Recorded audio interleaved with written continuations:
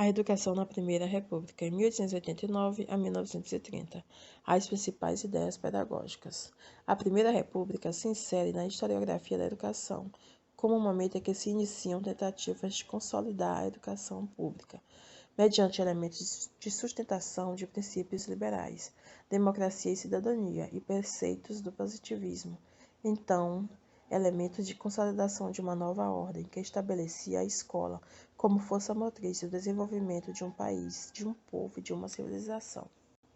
A República surge no fim do século XIX, período marcado por mudanças substanciais na história do país, como, por exemplo, no regime do governo, na Constituição, na política, na sociedade, na economia, nos vínculos entre Estado e Igreja, no valor da educação escolar e na estrutura administrativa, que assumiu uma nova modelagem. Sua proclamação representou não só o rompimento com o regime monárquico, mas também a busca de um novo padrão para a administração público-política, que exigia outros ideais políticos e outras relações de poder interna, como, por exemplo, a federalização, diga-se a formação dos estados com mais autonomia em lugar das províncias, elemento de inspiração liberal, ajudariam a propagar ideias de civilidade, de ordem e de progresso. A Primeira República permitira o fortalecimento das unidades da federação, sobretudo de estados representativos de regiões politicamente importantes, a exemplo de São Paulo e Minas Gerais. Essas unidades federativas contribuíram para descentralizar o poder e efetivar reformas educacionais, em especial na primeira década da República e nos anos de 1920 e 1930, período de grande ebulição política. Nesse sentido, seria plausível dizer que o tempo republicano se trata, sobretudo, de uma época de propostas de mudanças na educação,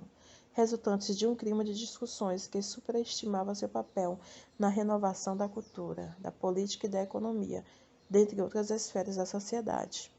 Seguindo o espírito liberal dos chamados entusiasmo pela educação e otimismo pedagógico, as reformas do século XX se preocuparam não só com a ampliação das oportunidades educacionais, mas também com a renovação pedagógica, como, por exemplo, a introdução de métodos e procedimentos educacionais.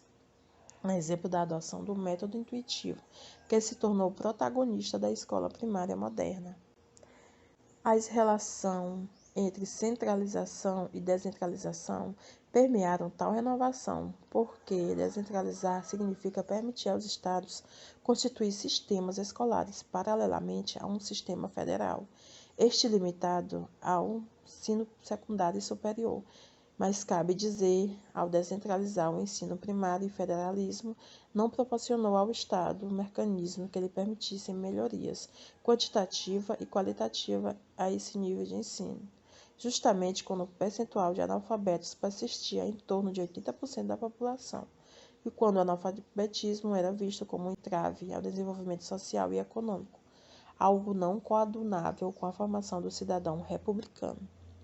Essa incoerência, porém, passava ao largo da defesa que os republicanos faziam da instrução escolar como forma de integrar o povo à nação e de uma escola organizada segundo o interesse da nova ordem política.